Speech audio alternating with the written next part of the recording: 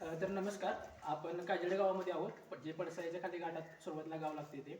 तर आता हा गावाचा आणि शिवकालीन ह्या वेळेचा आता जवळजवळ ह्या गावाचा संबंध आहे ते दादा आपल्याला सविस्तररित्या सांगतील, हे आपण जाणून घेऊ. दादा बोला. मुळात म्हणजे माझं नाव सचिन दत्ताराम मारडे, मी काजेड्यातला रहिवासी आहे. आणि आपलं जे काजेडा गाव आहे हे सह्याद्रीच्या कुशीत वसलेलं आहे. आणि मेन म्हणजे आपल्या या सह्याद्रीच्या वरती जो तुम्हाला एक कडा दिसतोय तो मुडागड म्हणून प्रसिद्ध आहे. आणि शिवकालीन इतिहासामध्ये काजेडे गावाचं नाव आहे.